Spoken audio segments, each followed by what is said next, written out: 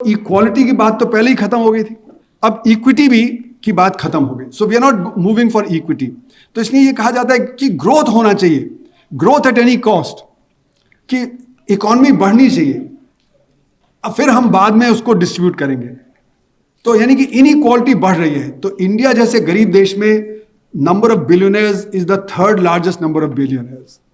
क्यों? क्योंकि हमने जो अमीरों के हाथ में बहुत ज्यादा रिसोर्सेज दे दिए, उनके हाथ में बहुत ज्यादा इनकम्स दे दी, और गरीबों के पास नहीं है. इसमें आपने देखा कि अभी गिग वर्कर्स बहुत आ रहे हैं, जैसे कि टैक्सीज चलाते हैं, वो जो डिलीवरी एजेंट्स वगैरह हैं, उनका एक्सप्लॉयटेशन जबरदस्त हो रहा है. वहां पे पहले आपने ऑफर किया और फिर अब उनका एक्सप्लॉयटेशन बहुत ज्यादा हो रहा है. तो वहां पे काम पैदा हो रहा है बट हाईली एक्सप्लॉयटेटिव वे. और सबसे बड़ी बात, वो कहते हैं डायरेक्ट टैक्सेस काट दीजिए, आप इनडायरेक्ट टैक्सेस पर डिपेंड करिए. ये जो सारा जो अटैक हुआ है असंगठित क्षेत्र पे, और संगठित क्षेत्र को मदद मिली है, संगठित क्षेत्र बढ़ रहा है, असंगठित क्षेत्र घट रहा है.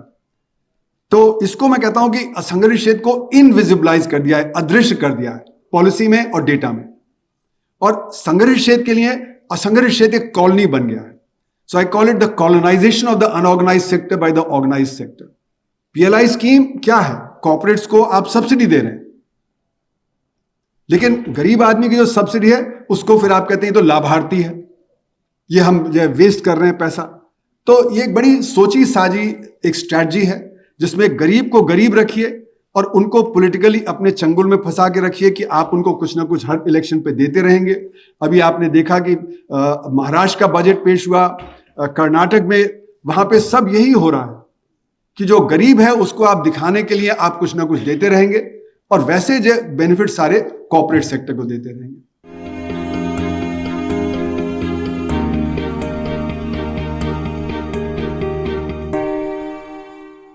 धन्यवाद.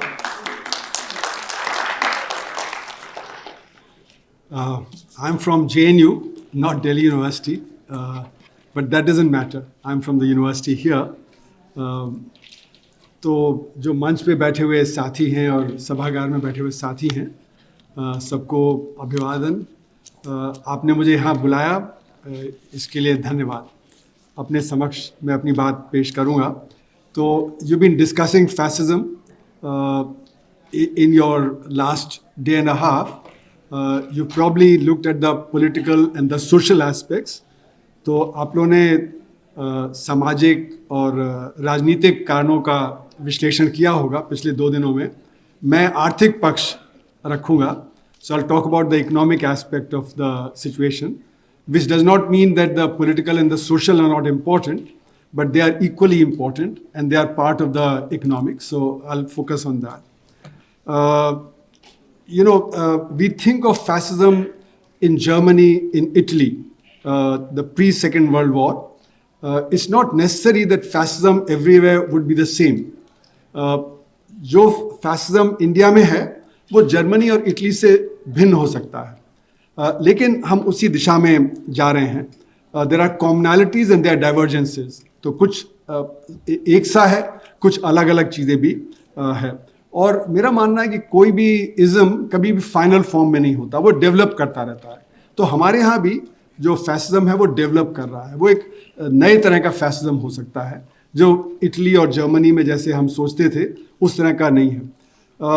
तो आज हमारे जो अर्थव्यवस्था है उसमें मेन चीज़ें क्या हैं जिस पे हमें ध्यान देना चाहिए. सबसे पहले तो जो सरकार है वो प्रो बिग बिजनेस है. वो बड़े बड़े चायबॉल्स, साउथ कोरिया का मॉडल चायबॉल्स का मॉडल है, वहाँ पे Hyundai, सैमसंग, इस तरह के बड़े बड़े चायबॉल्स बनाए. तो इंडिया में भी हमारे यहाँ इस तरह के बड़े बड़े बिजनेस हाउसेस को प्रमोट किया जा रहा है. वो चाहे अंबानी हो, अडानी हो, टाटाज हो, उनको बहुत आगे प्रमोट किया जा रहा है.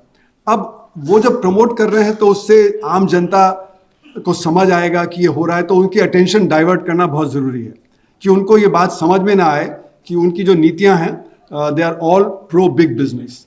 सो you need to divert the attention of the common man. और उसके लिए एक नैरो नेशनलिज्म का इस्तेमाल किया जाता है.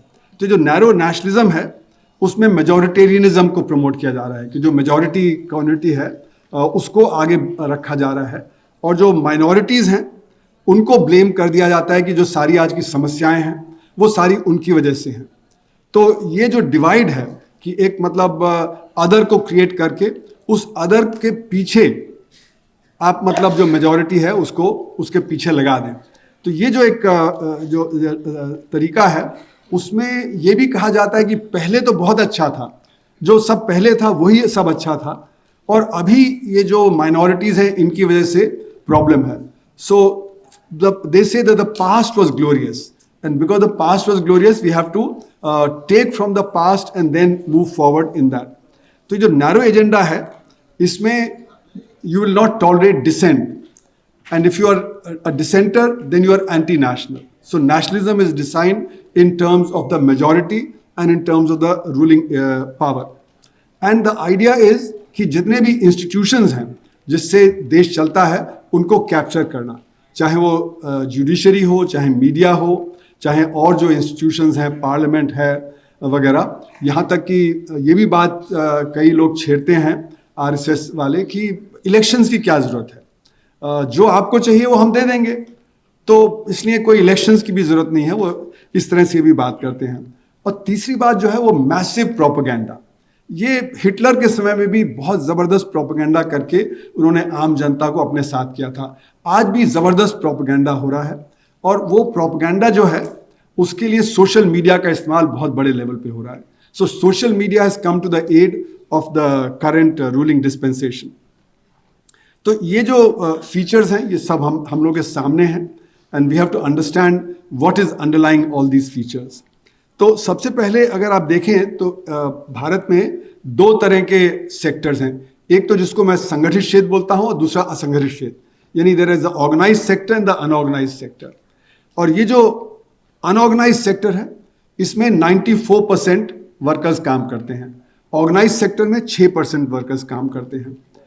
पर जो आउटपुट है, जो प्रोडक्शन है, वो ऑर्गेनाइज्ड सेक्टर में 55% है और जो बाकी है वो 45% है। और कृषि में जहां पे कि 46% लोग काम करते हैं उनका उत्पादन 14% है। तो नहीं, एक तरह से असंगठित क्षेत्र मार्जिनलाइज होता चला जा रहा है। हालांकि लोग वहां ज्यादा काम करते हैं, लेकिन उनका अर्थव्यवस्था में जो कंट्रीब्यूशन है वो बिल्कुल मार्जिनलाइज्ड है। और जो असंगठित क्षेत्र है उसको डेटा में हम लोग मेजर नहीं करते हैं। जो हमारा जीडीपी का डेटा आता है, यानी कि हमारी कितनी राष्ट्रीय आय है, वो राष्ट्रीय आय जितनी है उसको हम जो नापते हैं तो संगठित क्षेत्र के आधार पे। So we are measuring our GDP on the basis of the organised sector, not the unorganised sector. तो अनऑर्गेनाइज्ड सेक्टर का कंट्रीब्यूशन हमारे जीडीपी में कितना है वो एक तरह से नहीं हम उसको आंकते हैं। इसलिए जो हमारा जीडीपी है वो रिप्रेजेंट करता है सिर्फ ऑर्गेनाइज्ड सेक्टर को, संगठित क्षेत्र को। And therefore when we take the unorganized sector into account, the rate of growth is not 7%. सरकार कहती है कि आज हमारी अर्थव्यवस्था सबसे तेज बढ़ती अर्थव्यवस्था है, चीन से भी ज्यादा तेज बढ़ रही है, लेकिन ये आंकड़े सिर्फ संगठित क्षेत्र के आधार पे हैं। These are based on the organized sector. तो मैंने हिंदू में एक आर्टिकल लिखा था पिछले जून 2022 में, उसमें मैंने दिखाया था कि हमारा रेट ऑफ ग्रोथ 7% नहीं है, 1% है सिर्फ।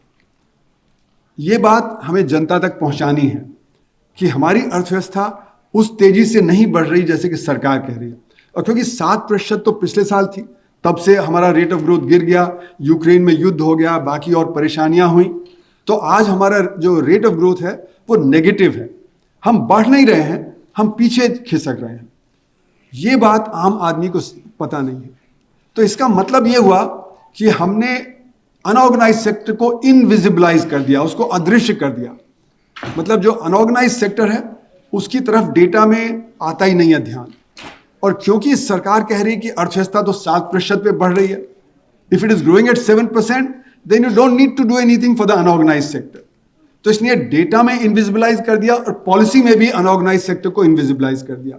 तो जो नीतियां हैं वो नीतियां संगठित क्षेत्र के लिए बन रही हैं, असंगठित क्षेत्र के लिए नहीं बन रही हैं।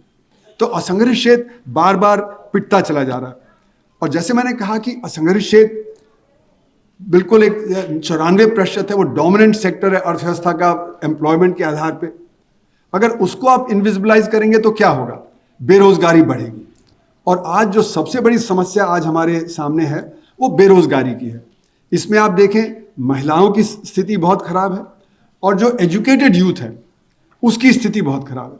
The more educated you are, the more the unemployment. यानी 15 साल से 29 साल के बीच के जो बच्चे हैं उनको रोजगार नहीं मिल रहा है, उनको बहुत कम रोजगार मिल रहा है। तो रोजगार की समस्या आज हमारे देश में बहुत ज्यादा बढ़ गई है, और इसके चलते हुए जो असंगठित क्षेत्र है वहां पे आमदनी बहुत कम होती है, संगठित क्षेत्र में आमदनी ज्यादा होती है। तो इसी के चलते हुए, क्योंकि ज्यादातर लोग असंगठित क्षेत्र में हैं, बेरोजगारी है, उसके चलते गरीबी हमारी बढ़ जाती है। तो हम लोगों ने कभी रिपोर्ट जारी की है, ये एम्प्लॉयमेंट अनएम्प्लॉयमेंट इन इंडिया पे, जो कुछ गांधीयन ग्रुप्स ने, जयप्रकाश नारायण के ग्रुप्स ने ये रिपोर्ट कमीशन की थी। तो उसकी रिपोर्ट हम लोगों ने 11 अक्टूबर को किया। तो हमने दिखाया कि आज देश में 320 मिलियन यानी 32 करोड़ लोगों के पास तो कुछ नौकरी है ढंग की, लेकिन 280 मिलियन यानी 28 करोड़ के पास ढंग की नौकरी नहीं है। तो ये 4 तरह की बेरोजगारी है। एक तो जो काम ढूंढ रहे हैं और काम नहीं मिल रहा है, एक वो है जो काम ढूंढना बंद कर दिया जिन्होंने, और तीसरा वो है जो कृषि में है, जो खेत पे जाते हैं पर लेकिन काम नहीं है, जिसको हम डिस्गाइज्ड अनएम्प्लॉयमेंट बोलते हैं। और चौथा है अंडर एम्प्लॉयमेंट, क्योंकि हमारी जो रोजगार की जो डेफिनेशन है उसमें है कि अगर आप हमने हफ्ते में 1 घंटे काम कर लिया तो आपके पास रोजगार है, पर आप अगर हफ्ते में 1 घंटा काम करेंगे तो क्या आप अपना जीवन व्यापन कर सकते हैं? Can you sustain your self with 1 hour of work in a week? Indeed not. So those are the underemployed. So there are 4 kinds of unemployment that are there in the economy, and these have to be catered to. So we have to create jobs for about 280 million यानी 28 करोड़ लोगों के लिए काम देना है। और दूसरा हमने दिखाया कि हर साल 24 मिलियन यानी 2.4 करोड़ बच्चे जॉब मार्केट में आते हैं। तो पहले से ही बैकलॉग है, और ये 2.4 करोड़ जो आते हैं हर साल, उनकी वजह से बैकलॉग और बढ़ता चला जा रहा है। यानी कि बेरोजगारी की समस्या बहुत तेजी से बढ़ रही है, और ये जो बढ़ती हुई समस्या है उसकी वजह से हमारी अर्थव्यवस्था में और ज्यादा परेशानी है। तो जो हमारा बजट है, अभी जो बजट पेश किया गया, वो सरकार की जो नीति है उसको बड़े अच्छे ढंग से पेश करता है। क्या है बजट में, किस तबके के लिए कितना खर्चा है वो दिखाता है कि हमारी प्रायोरिटी क्या है। अगर किसी के लिए प्रायोरिटी ज्यादा है तो उसके आप ज्यादा खर्च करेंगे, किसी की प्रायोरिटी कम है तो उसके लिए आप कम खर्च करेंगे। जैसे कि शिक्षा है, उसमें हमें 6% जीडीपी का खर्च करना चाहिए, लेकिन हमने कभी आज तक 4% से ज्यादा पब्लिक एजुकेशन पे खर्च नहीं किया। स्वास्थ्य है, स्वास्थ्य में हमें 3% खर्च करना चाहिए जीडीपी का पब्लिक हेल्थ पे, लेकिन आज तक हमने कभी 1.3% से ज्यादा नहीं खर्च किया। यह दिखाता है कि हमारा शिक्षा और स्वास्थ्य के प्रति जो ध्यान होना चाहिए वो हमारा ध्यान नहीं है। सबसे बड़ी बात जो ये बजट दिखाता है कि अगर बजट में डेफिसिट बढ़ रहा है तो आप कंट्रोल करते हैं कि डेफिसिट ना बढ़े, तो उसके लिए आप कटौती करते हैं प्रोविजन में। तो आपने कहां कहां कटौती किया? शिक्षा पे कटौती कर दिया, स्वास्थ्य पे कटौती कर दिया, रूरल एम्प्लॉयमेंट गारंटी स्कीम पे कटौती कर दिया, आपने रूरल डेवलपमेंट पे कटौती कर दिया। जहां जहां आम आदमी की जरूरतें हैं उन्हीं चीजों में आपने कटौती किया। So everything that is to do with the common man, that is curtailed in the budget. And where have you increased it? You have increased in all those items which are of concern to the corporate sector. Where? In transport, in IT and power. These are where the corporate sector gets the big contracts. So in spite of the fact that the deficit is rising and you had to cut the deficit by cutting expenditure, you cut the expenditure for all the essential items of the common man, but you raise the expenditures on all the items which are of concern to the corporate sector. So that clearly shows the government's intention. So what is that intention? As I wrote in my mainstream article recently, there is a twin strategy of the government. ये twin strategy क्या है? एक तरफ तो corporate sector को बढ़ावा दीजिए और दूसरा गरीब आदमी को गरीब रखिए। तो 80 करोड़ को गरीब रखेंगे और आप हर इलेक्शन के पहले उनको कुछ देते रहेंगे, 5 किलो आपने अनाज दे दिया, गैस दे दिया, तो आप कहेंगे कि देखो we are concerned about the poor. तो एक तरफ आप कंसर्न दिखा रहे हैं पुअर के लिए, उनको गरीब रख के, और दूसरी तरफ कॉर्पोरेट सेक्टर को आप और बेनिफिट्स देते चले जा रहे हैं। जैसे पीएलआई स्कीम है, पीएलआई स्कीम क्या है? कॉर्पोरेट्स को आप सब्सिडी दे रहे हैं, लेकिन गरीब आदमी की जो सब्सिडी है उसको फिर आप कहते हैं तो लाभार्थी है, ये हम जो वेस्ट कर रहे हैं पैसा। तो ये एक बड़ी सोची साजी एक स्ट्रैटेजी है जिसमें गरीब को गरीब रखिए और उनको पॉलिटिकली अपने चंगुल में फंसा के रखिए कि आप उनको कुछ ना कुछ हर इलेक्शन पे देते रहेंगे। अभी आपने देखा कि महाराष्ट्र का बजट पेश हुआ, कर्नाटक में, वहां पे सब यही हो रहा है कि जो गरीब है उसको आप दिखाने के लिए आप कुछ ना कुछ देते रहेंगे और वैसे जो बेनिफिट सारे कॉर्पोरेट सेक्टर को देते रहेंगे। So this is the twin strategy that is visible in the budget. और जो हमारा असंगठित क्षेत्र है वो बुरी तरह इसकी वजह से ध्वस्त हो रहा है। पहले नोटबंदी से हुआ, डिमोनेटाइजेशन अफेक्टेड, फिर जीएसटी की वजह से हुआ। The unorganised sector can not cope with the GST, so even though unorganised sector has been kept outside the GST, but because of GST it is not able to get input credit, so its cost of production has risen. तो आप देखिए, चाहे FMCG sector है, चाहे textile sector है, चाहे leather good sector है, चाहे प्रेशर कुकर सेक्टर है, सब जगह से रिपोर्ट आ रही है organised sectors rising, unorganised sectors declining. और इसका सबसे बड़ा उदाहरण क्या है? Trade sector. ट्रेड सेक्टर में आपका देखिए ई कॉमर्स 30-40% बढ़ रहा है। E commerce is all organised sector. तो वो जब बढ़ रहा है और अर्थव्यवस्था स्टैग्नेंट है तो किसके उस पर बढ़ रहा है? It is rising at the expense of the unorganised, the local trader. And the local trader is labour intensive, the e commerce is capital intensive, so e commerce will not generate as many jobs. Similarly सरकार कह रही कि हमने budget में 7.5 लाख करोड़ से 10 लाख करोड़ रुपए कर दिया है कैपिटल एक्सपेंडिचर। वो कहते हैं बहुत सारी नौकरी बनेंगी।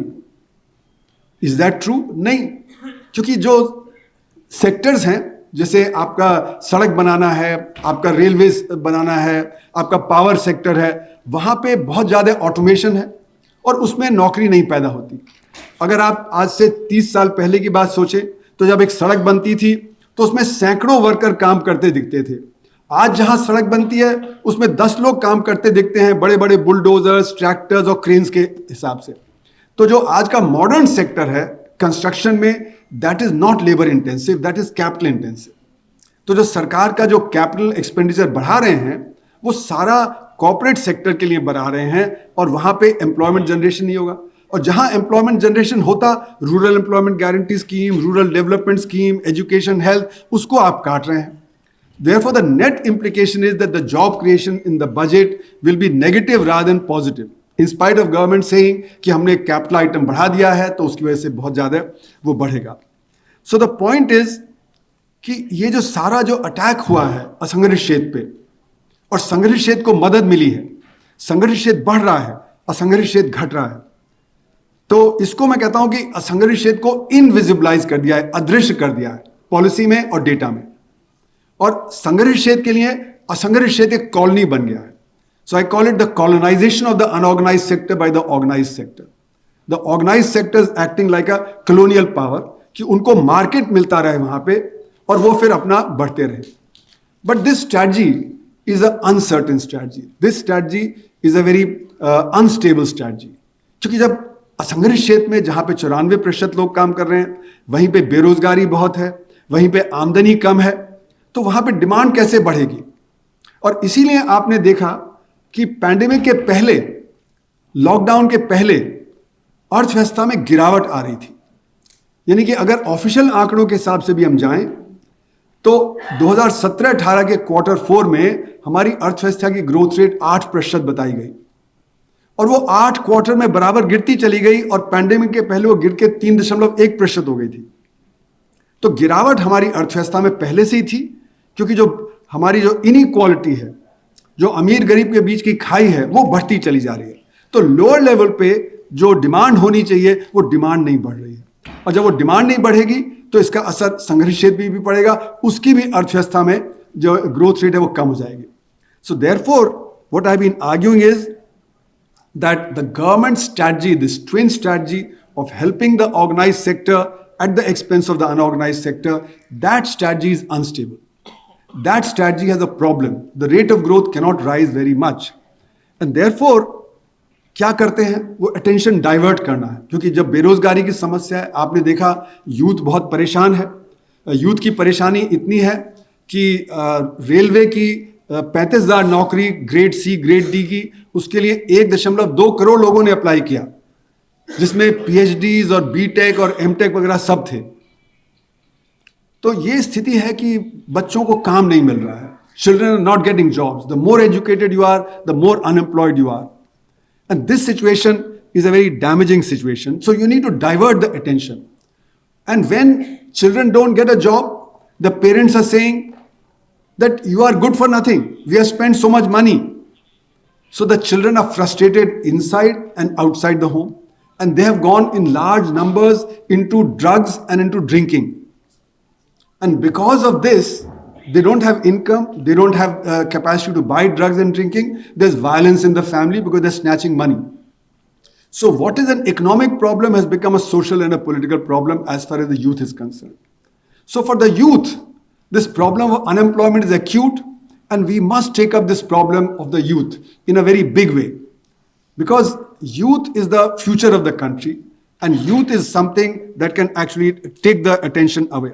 So the ruling party now needs to divert attention from all this. So how do you divert attention from all this? You resort to massive propaganda. You use social media, and social media has come in very handy for this purpose.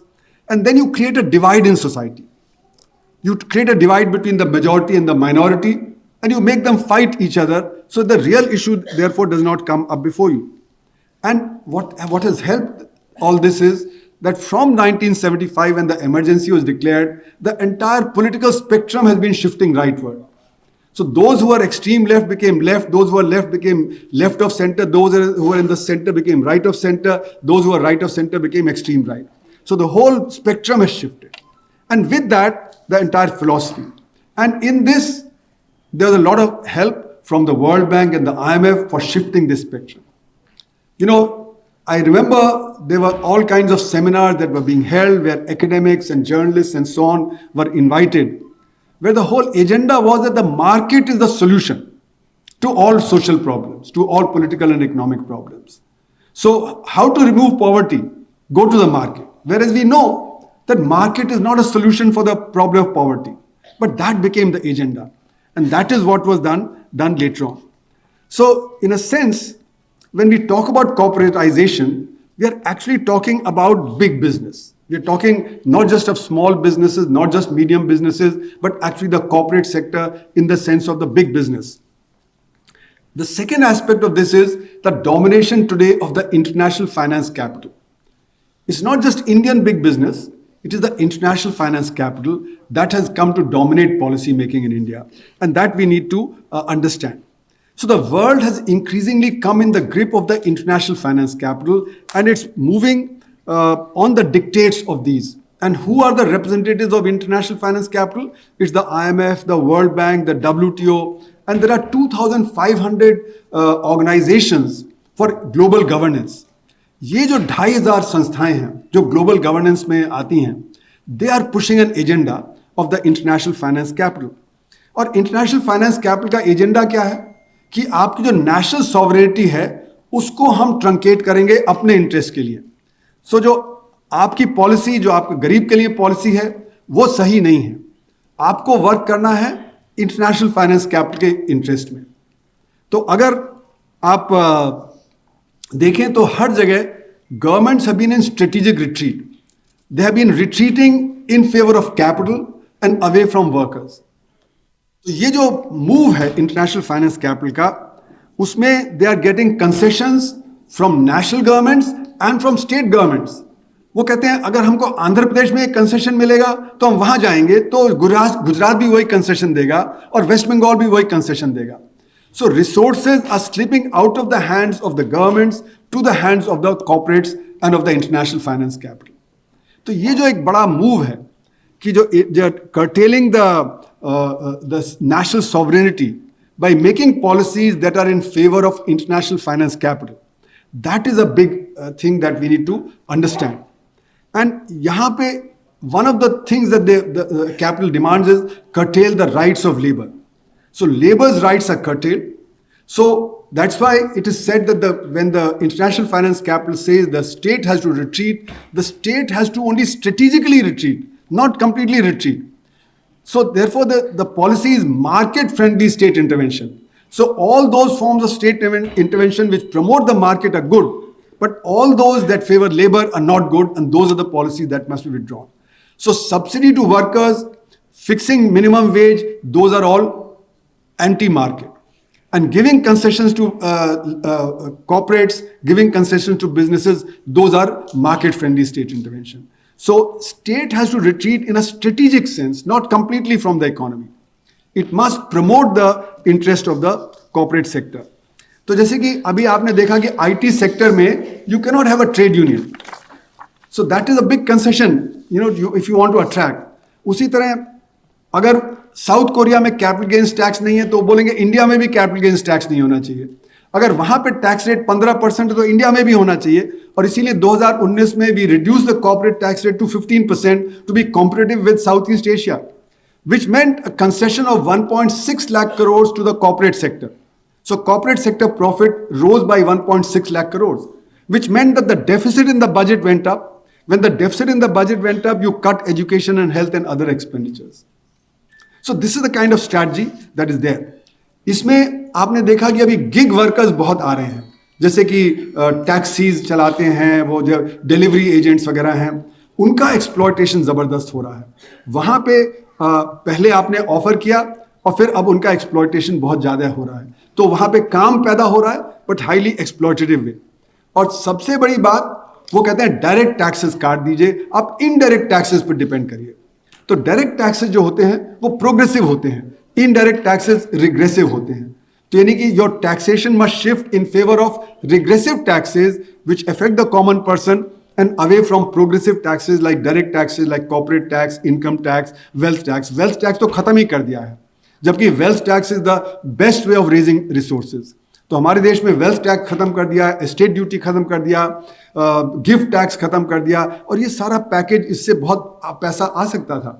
क्योंकि अगर आप देखें तो अभी Credit Suisse की और जो Oxfam की रिपोर्ट्स आई, उन्होंने बताया कि 1% लोगों के पास 40% से ज़्यादा संपत्ति है, और अगर उन पे काली धन की अर्थव्यवस्था को जोड़ लिया जाए तो उनके पास 60% संपत्ति है देश की. और अगर आप उन पे 1% भी टैक्स लगा दें तो आपको 6-7 लाख करोड़ रुपया अतिरिक्त टैक्स मिल सकता है, जिससे आप शिक्षा, स्वास्थ्य और उन सब पे कर सकते हैं. तो वेल्थ टैक्स बहुत ही ज़रूरी है हमें लगाना, लेकिन वेल्थ टैक्स धीरे धीरे हमारे देश में ख़त्म कर दिया गया है. और इसके पीछे जो वजह है, जो सारे दुनिया में स्पेक्ट्रम शिफ्ट हुआ, वो मेरा मानना है कि सोवियत ब्लॉक का डिसअपियरेंस एक बहुत बड़ी वजह है. सोवियत ब्लॉक के प्रेजेंस से 1990 के पहले एक ऑल्टरनेटिव मिलता था, दूसरी दुनिया के देशों को एक ऑल्टरनेटिव मिलता था, वो ऑल्टरनेटिव खत्म हो गया. तो मुझे याद है कि शुक्ला जी जो हमारे रिप्रेजेंटेटिव थे गैट में, वो बताते हैं कि 1982 के बाद अमेरिकन जो एम्बेसडर था गैट में, उसने कहना शुरू किया कि अब आपको सोवियत यूनियन नहीं बचा सकता, अब हम आपका एग्रीकल्चर का मार्केट कैप्चर करेंगे, हमारे पास एग्रीकल्चर का सरप्लस है, we need your market and we'll capture your market. और इसीलिए आपने देखा 87 में उरुग्वे राउंड ऑफ नेगोशिएशन में जितने भी नए इश्यूज हैं WTO में सब आ गए. वो चाहे ट्रेड इन सर्विसेज हो, ट्रेड इन एग्रीकल्चर हो, वो चाहे ट्रिप्स हो, ट्रिम्स हो, ये सारे के सारे इश्यूज, नए इश्यूज इंट्रोड्यूस किए गए, क्योंकि अब वेस्ट को लगा कि अब जो तीसरी दुनिया के देश हैं उनके सामने कोई ऑल्टरनेटिव नहीं है, और अब हम उनके जब मार्केट को कैप्चर कर सकते हैं. और उनको मार्केट कैप्चर इसलिए करना था जिससे कि उनके और तेजी से ज़्यादा प्रगति हो. तो ये जो बात सामने आती है कि ऑल्टरनेटिव नहीं होने की वजह से तीसरी दुनिया के जो देश थे वो और कमज़ोर पड़े, और जो कॉर्पोरेट सेक्टर है उसका जो और आगे बढ़ा. इसके साथ साथ जैसे ही आपने देखा सोवियत ब्लॉक का कोलैप्स हुआ 1991 में, तो जो ईस्ट यूरोप के देश थे, ईस्ट यूरोप के देश में बहुत ज़्यादा परेशानी आई. और वो परेशानी क्या थी कि उनकी जो इंडस्ट्री थी, जो उनका स्ट्रक्चर था, वो कोलैप्स कर गया. उनको कैपिटल की ज़रूरत थी, तो कैपिटल की ज़रूरत को उन्होंने पूरा करने के लिए क्या किया, अपने टैक्स रेट काटे. This is called the race to the bottom. उन्होंने जब अपने income tax rate, corporate tax rate काटे तो जर्मनी, ब्रिटेन, फ्रांस, उनको भी काटना पड़ा, इंडिया को भी काटना पड़ा 1991 में, क्योंकि फिर कैपिटल वहां जाने लगा. तो आयरलैंड जैसा देश जो एक बहुत गरीब देश था, वो एकदम से बहुत प्रॉस्परस हो गया, क्योंकि बड़ी बड़ी कंपनियों ने वहां पे अपना कॉर्पोरेट हेडक्वार्टर लगाना शुरू कर दिया. तो ये जो गेम है, जिसको मैं कहता हूं इंटरनेशनल फाइनेंशियल आर्किटेक्चर, ये international financial architecture international capital के हक में काम करता है और उसी तरह की वो पॉलिसीज वगैरह बनाता है। तो जर्मनी, ब्रिटेन, फ्रांस वगैरह में भी पब्लिक गुड्स के लिए कैपिटल की शॉर्टेज हो गई, पैसे की शॉर्टेज हुई, वहां पे उन्होंने कटौती की। अपना जो उनका जो एजुकेशन है, हेल्थ है, जो बाकी चीज़ें हैं, पब्लिक एजुकेशन वगैरह जो फ्री होती थी ब्रिटेन में, वो फिर महंगी हो गई, प्राइवेटाइज हो गया ज़्यादा से ज़्यादा। तो जो वर्कर्स की लिविंग कंडीशन है वो 1991 के बाद कमज़ोर होती चली गई। वो लिविंग कंडीशन भी कमज़ोर हुई, जो उन्होंने राइट्स जीते थे, जो पॉलिटिकल राइट्स उन्होंने जीते थे पॉलिटिकल स्ट्रगल से, वो भी कमज़ोर हो गए, और ट्रेड यूनियन मूवमेंट्स भी बड़े लेवल पर डिक्लाइन की। तो इसको हम कहते हैं BEPS, base erosion profit shifting, यानी कि जो बेस होता है टैक्सेशन का, उसको आपने शिफ्ट कर दिया उन देशों में जहां पे कि टैक्स हेवन थे, जहां टैक्स रेट कम था, जहां पे सीक्रेसी थी। तो बेप्स के चलते हुए बहुत सारे देशों को टैक्स में कटौती करनी पड़ी और वहां पे टैक्स कलेक्शन कम हुआ, उससे पब्लिक सर्विसेज वगैरह में ज़्यादा परेशानी आई। इस सब के चलते हुए इनइक्वालिटीज, जो गैर बराबरी है समाज में, इनइक्वालिटीज हैव रिजन। क्रुगमैन का एक आर्टिकल है 2005 का, उसने दिखाया कि अमेरिका में जो 2001 में इनइक्वालिटीज थी, वो सन 1920 से भी ज़्यादा की इनइक्वालिटी हो गई थी। जो फर्स्ट वर्ल्ड वॉर के बाद में जो इनइक्वालिटी थी, उससे ज़्यादा इनइक्वालिटी 2001 में जो सेंसस का डेटा आया उसमें दिख रही थी। और वजह यह है कि कैपिटल हावी हो गया, इंटरनेशनल कैपिटल हावी हो गया, और जो अमीर हैं उन्होंने क्या कहना शुरू किया। तो जॉर्ज सोरोस और वॉरेन बुफे और बाकी और भी जो अमीर लोग हैं अमेरिका के, उनको समझ में आया कि 2007-8 के ग्लोबल क्राइसिस के बाद कि अगर अमीर ज़्यादा टैक्स नहीं पे करेगा तो कैपिटलिज्म सर्वाइव नहीं करेगा। तो उन्होंने कॉल दिया 2012 में कि अमीरों को ज़्यादा टैक्स देना चाहिए, और ये जो कॉल उन्होंने दिया, इसको सपोर्ट किया अमेरिका के रिच ने, इटली के रिच ने, फ्रांस के रिच ने, जर्मनी के रिच ने, कि हमें ज़्यादा टैक्स देना पड़ेगा, नहीं तो कैपिटलिज्म सर्वाइव नहीं करेगा, जो 2007-8 का वो है। तो ये दिखाता है कि कैपिटलिज्म के सामने भी कई बार क्राइसिस आए हैं, और ये क्राइसिस अगर आप देखें तो 1960s में वियतनाम वॉर थी। तो वियतनाम वॉर के चलते हुए मैकनमारा साहब जब वो बने वर्ल्ड बैंक के जो चीफ, तो उन्होंने कहा पॉवर्टी रिमूवल जरूरी है, नहीं तो कम्युनिज्म फैल जाएगा सारी दुनिया में और वो इंडिया तक आ जाएगा। डोमिनो थ्योरी उन्होंने दिया कि पहले वियतनाम गिरेगा, फिर लाओस गिरेगा, कंबोडिया गिरेगा, फिर वो बर्मा गिरेगा और फिर इंडिया भी जो है कम्युनिस्ट हो जाएगा। तो poverty removal became a plank of the world bank in the 60s। अब जब वियतनाम वॉर खत्म हुई तो उन्होंने अपना प्लैंक बदल दिया कि नहीं, now we have to go for free market model, Brazilian model. वो ब्राजीलियन मॉडल के चलते हुए जब 1980s में जब बैंकों का कोलैप्स हुआ तो उन्होंने कहा कि नहीं, वो भी ठीक नहीं है, अब साउथ ईस्ट एशिया का मॉडल है।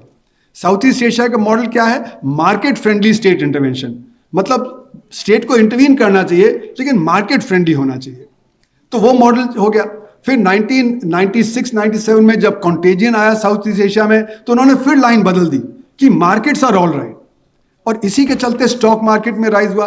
तो एलन ग्रीनस्पैन जो वहाँ पे उनके जो चीफ थे, जो फेडरल रिजर्व बैंक के, जो उनका सेंट्रल बैंक है, जैसे हमारा आरबीआई है उनका फेडरल बैंक है, तो उन्होंने कहना शुरू किया नहीं नहीं, markets are self correcting, market तो सब कुछ ठीक ही करता है, तो मार्केट को फ्री छोड़ दिया जाए।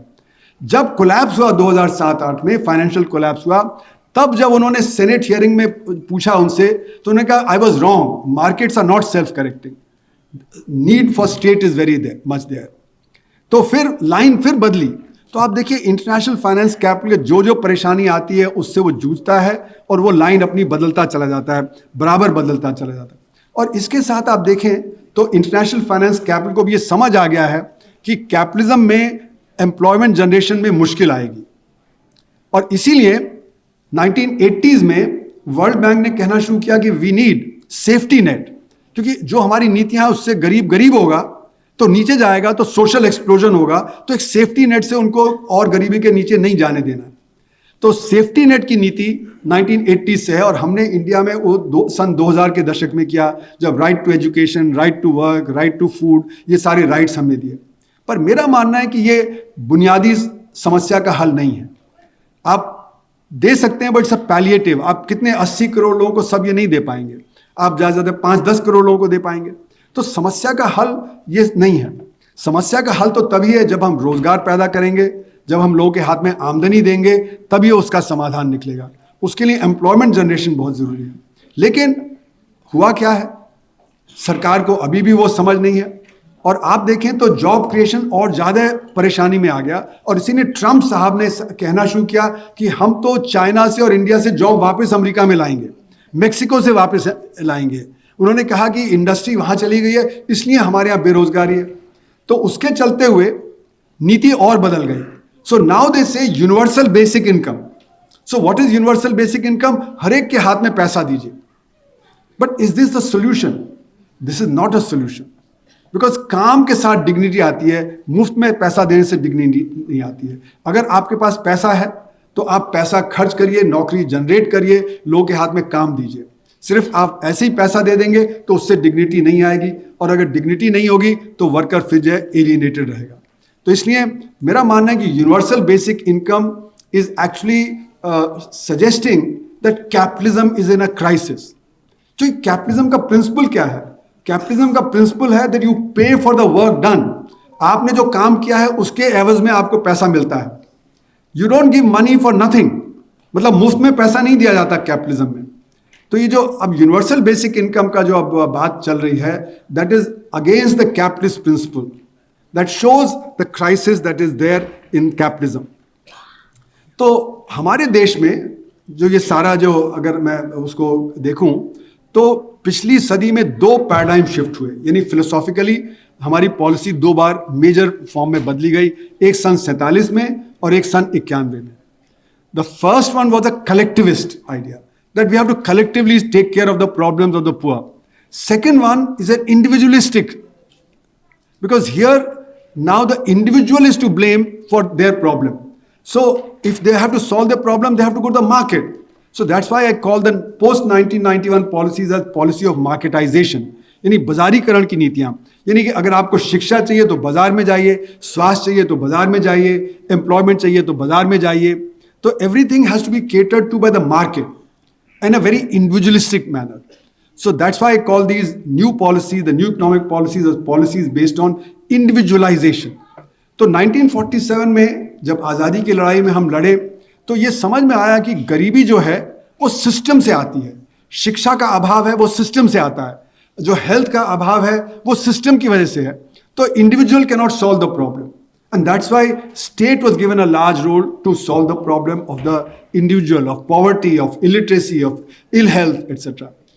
The poor cannot set up their own schools, poor cannot set up their own dispensaries and so on. But 91 में आके ये हुआ कि now everything has to be done by the individual in the market. The collective is not responsible for the problem of the individual. Whereas in 1947 it was that the individual is not responsible for his or her problems. तो ये जब philosophical change हुआ, इसको मैं कहता हूँ ये बाजारीकरण जो हुआ 1991 के बाद, उसने हमारी थिंकिंग बदल दी है। It has affected our basic thinking in society, and therefore in the new philosophy now forget equality, even equity is no more a perception. तो इक्वालिटी की बात तो पहले ही खत्म हो गई थी, अब इक्विटी भी की बात खत्म हो गई। So we are not moving for equity. तो इसलिए ये कहा जाता है कि ग्रोथ होना चाहिए, ग्रोथ एट एनी कॉस्ट, कि इकॉनमी बढ़नी चाहिए, अब फिर हम बाद में उसको डिस्ट्रीब्यूट करेंगे। तो यानी कि इनइक्वालिटी बढ़ रही है। तो इंडिया जैसे गरीब देश में number of billionaires is the third largest number of billionaires. क्यों? क्योंकि हमने जो अमीरों के हाथ में बहुत ज़्यादा रिसोर्सेज दे दिए, उनके हाथ में बहुत ज़्यादा इनकम्स दे दी, और गरीबों के पास नहीं है। तो जो खाई है अमीर और गरीब की वो बेतहाशा बढ़ती चली जा रही है।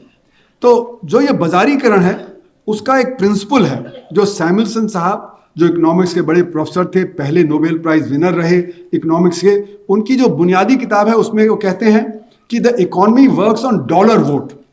यानी कि आपके पास $1 है तो 1 वोट है, मेरे पास $1,00,000 है तो 1,00,000 वोट है। यानी कि अगर आपके पास पैसा नहीं है तो आपको खाना पीना नहीं मिलेगा तो भूखे जाएंगे तो भी कोई बात नहीं है। मेरे पास $1,00,000 है, मैं मर्सिडीज बेंज खरीदना चाहता हूं तो वो भी ठीक है। तो यानी कि एक अमेरिकन बराबर 30 इंडियंस के, क्योंकि उनकी इनकम 30 गुना ज्यादा है, तो वो डोमिनेट करते हैं वर्ल्ड मार्केट में। और हमारे यहाँ जो अमीर प्रांत हैं वो डोमिनेट करते हैं गरीब प्रांतों के ऊपर। तो यानी कि जो डॉलर वोट है, it is not on the base of 1 person 1 vote, but $1 1 vote. And therefore it goes against the principle of democracy. It marginalizes the marginal. The more marginal you are in the market, the more marginal you get. Because market works on the purchasing power. and the purchasing power is all with the rich. जो second principal आता है इसमें marketisation का, वो आता है more is better. जितनी आप खपत ज्यादा करेंगे उतनी आपका वेलफेयर होगा. आपके पास एक शर्ट है तो दूसरी शर्ट, एक कार है तो दूसरी कार, एक घर है तो दूसरा घर. तो यानी कि आपका जो वेलफेयर है वो बढ़ता जाएगा जितना आप खपत ज्यादा करेंगे. So this is the underlying basis of consumerism. तो कंजम्पशन तो हरदम से था, लेकिन consumerism is new. Consumerism means consumption for the sake of consumption. यानी कि आपका कपड़ा 10 साल चल सकता है, लेकिन आप एक साल बाद बोलेंगे अब बोर हो गए, अब इसको फेंक देते हैं. तो दैट इज कंज्यूमरिज्म. कार है वो 50 साल चल सकती है, लेकिन 5 साल में मॉडल ईयर बदल जाता है, तो अब नई कार हम ले लेंगे. तो वो consumerism is now the underlying feature, and that's why today sacrifice is no more a virtue. And secondly, it leads to climate change, it leads to environmental degradation, which is again impacting the poor people. तो ये जो underlying basis है इन दोनों का वो है man is a rational individual maximising the welfare. यानी कि आप प्रॉफिट मैक्सिमाइजिंग इंडिविजुअल है. तो इसके चलते हुए यू हैव बिकम एटमाइज्ड. आपको अपने वेलफेयर के लिए खुद करना है, कलेक्टिवली उसके लिए कुछ नहीं करना. So collectivity has gone out, atomisation and individualisation have increased. And along with this, we have all become short-termists. We are thinking in the short term. अभी के लिए लॉन्ग टर्म में क्या होगा उसकी तरफ ध्यान हमारा हटता चला. तो ये जो फिलोसॉफिकल शिफ्ट है, इसमें पॉलिटिक्स और सोशियोलॉजी बिल्कुल नहीं है, क्योंकि अब आदमी is homo economicus. Homo economicus मतलब सिर्फ economics matters, politics doesn't matter, society doesn't matter, sociology doesn't matter. So only think of your economic gain, not of the politics, not of the. तो इसके चलते हुए इक्वालिटी का जो idea है वो तो एक सोशल आइडिया है, पॉलिटिकल आइडिया है, तो उसकी जरूरत नहीं है. So therefore now we are all in the frame of marketisation, in the frame of rising inequality, and it is told to us that don't worry about it. बाद में चल के तो जो हम वो डिस्ट्रीब्यूशन करेंगे, अभी तो let businesses grow. So it's a completely pro-business, pro-corporate sector, pro-international finance capital this thing. इसी के चलते हुए जो नेचुरल रिसोर्सेज हैं, बाजारीकरण उसका भी होना है. यानी कि जो हवा है, पानी है, कोस्टल रीजन्स हैं, रिवर्स हैं, फॉरेस्ट हैं, उनको बाजार के दायरे में ले आइए. तो those things that are not under the market, they have now got marketised. And therefore in a system like ours, crony capitalism has grown. Corporate sector has gained larger and larger control over these resources and to the disbenefit of the common people. तो ये जो cronyism है वो इसलिए है कि आप सस्ते में वो रिसोर्सेज मिल जाएं आपको. तो जैसे नियमगिरी की बात चल रही थी अभी, उड़ीसा में नियमगिरी के उसमें बहुत बड़ा एजिटेशन हुआ. वहाँ पे लोगों ने अपना जंगल देने से मना किया, पहाड़ देने से मना किया. लेकिन जगह जगह आप देखें खदानें हैं, नदियां हैं, जंगल हैं, वो प्राइवेट हैंड्स में दिए जा रहे हैं. और उस वो जो प्राइवेटाइजेशन है उसके चलते हुए क्रोनिज्म बढ़ रहा है. तो क्रोनिज्म का मतलब है कि आपको रिसोर्सेज मिल जाते हैं क्योंकि आपका लिंक है सत्ता में बैठे हुए लोगों के साथ.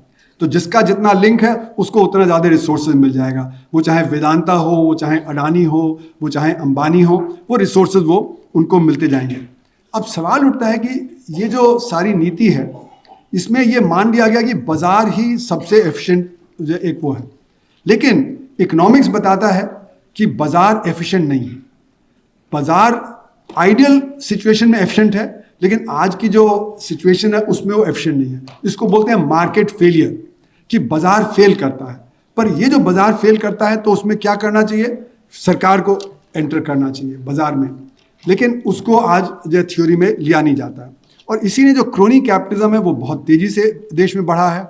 अडानीज का तो केस सामने है, लेकिन और भी बहुत सारे कैपिटलिस्ट हैं जिन्होंने बहुत सारे एसेट्स वगैरह एक्वायर किए हैं. तो अडानी का केस जो है ये तो एक अनप्रेसिडेंटेड लेवल है. मतलब इतनी तेजी से रिसोर्सेज किसी और को नहीं थमाए गए जितनी तेजी से अडानी का किया गया. लेकिन अडानी का फॉल जो अभी हुआ है वो दिखा रहा है कि परेशानी जो है इस मॉडल में, जो ट्विन मॉडल है कि एक तरफ चाय बॉल्स क्रिएट करिए, एक तरफ गरीबी को गरीब रखिए, ये मॉडल सस्टेनेबल नहीं है. ये मॉडल की क्राइसिस है. और जो यूनिवर्सल बेसिक इनकम का आइडिया है वो भी दिखा रहा है कि कैपिटलिज्म के पास अब समाधान नहीं रहा है, क्योंकि वो ऐसी नीति अपना रहे हैं जो एक्चुअली कैपिटलिज्म के प्रिंसिपल के खिलाफ जा रही है. तो ये जो सारी चीज़ें हैं इनको समझने के लिए हमें एक चीज़ और का ध्यान रखना पड़ेगा कि टेक्नोलॉजी ने बहुत बड़ा रोल प्ले किया है पिछले 50 साल में। टेक्नोलॉजी के चलते हुए ऑटोमेशन बहुत तेज़ी से बढ़ा है और आगे आने वाले समय में ऑटोमेशन और ज़्यादा तेज़ी से बढ़ेगा, क्योंकि आर्टिफिशियल इंटेलिजेंस का यूज़, जो आपके एल्गोरिदम्स का यूज़, ये बहुत तेज़ी से बढ़ रहा है। तो और बहुत सारी नौकरी इससे डिस्प्लेस होंगी। यानी यहाँ तक कि जो एक्सपर्ट्स हैं, जैसे डॉक्टर का काम, इंजीनियर का काम, ये भी आप कंप्यूटर से कर सकते हैं। टीचिंग का काम, जो चैट जीपीटी अभी आया है, वो पढ़ाने का काम टीचर को भी डिस्प्लेस कर सकता है। तो ये जो थ्रेट है टेक्नोलॉजी से, बहुत ज़बरदस्त थ्रेट है। हमको इस पे कैंपेन करना चाहिए कि टेक्नोलॉजी को जब हम इंट्रोड्यूस करें तो वो सोशली रिस्पॉन्सिबल वे में इंट्रोड्यूस करें। It should not be an indiscriminate introduction of technology. So we cannot stop technology, but technology must be introduced in society in a socially responsible manner. What we are doing is we are indiscriminately allowing technology to come, and that's creating massive unemployment, not just in India, but all over globally. The problem of unemployment is now a global problem. So to conclude, complexity in society is both due to marketization and technology. And this must be taken into account in our framework. That how to introduce technology, how to counter the marketization process that is going on, those must be a part of our agenda. Alternative हमारे पास होना चाहिए। अगर हमारे पास alternative नहीं होगा तो यही चीज़ चलती जाएगी। तो हमारा alternative क्या है, उसको फ्रेम करना हमारे लिए बहुत ज़रूरी है। उस alternative के बिना हम कैंपेन नहीं कर पाएंगे, हमारा एक बड़ा व्यापक कैंपेन नहीं हो सकता है। और जो इंटरनेशनल फाइनेंशियल आर्किटेक्चर है, जिसकी वजह से आज इतने टैक्स हेवन है जिनके जरिए कैपिटल बाहर चला जाता है और राउंड ट्रिपिंग होकर इंडिया वापस आ जाता है, जो अडानी से केस में दिख रहा है। इंटरनेशनल फाइनेंशियल आर्किटेक्चर जो है वो हमारी जो नेशनल पॉलिसीज़ को ट्रंकेट कर देता है, उससे कैसे हम जूझेंगे, उसकी तरफ भी हमारा ध्यान जाना बहुत ज़रूरी है। और जो लोग हैं, they must recapture the policy space. Policy space उनके हाथ से निकल गया है। It is in the hand of international finance capital end of big business. तो उसके लिए सारे वर्कर्स, फार्मर्स और वर्कर्स में ऑर्गेनाइज्ड, अनऑर्गेनाइज्ड, सबको मिल के काम करना पड़ेगा। अगर हम अनऑर्गेनाइज सेक्टर को छोड़ देते हैं तो 94% है वर्कफोर्स का, तो कभी यूनिटी नहीं आ सकती। तो ऑर्गेनाइज सेक्टर का एक टास्क है, एक बीड़ा है उनके सामने कि they should mobilise the unorganise, they should mobilise the farmers. It's not easy, but it has to be done. If any change has to be brought about, then this has to be done. और उसके लिए socio economic movement ज़रूरी होते हैं, because socio economic movements are what change consciousness. और consciousness तभी बदलेगा जब बड़े सोशियो इकोनॉमिक मूवमेंट्स हैं, जो अलग अलग ग्रुप्स हैं, if they actually begin to get together, then only such a big task can be there. But the only thing I'd say is because of the crisis in capitalism, there is an opportunity that we can get unity amongst people, especially targeting the youth, so that if the youth comes more and more with the alternative, then perhaps the struggle would be much stronger. Thank you very much.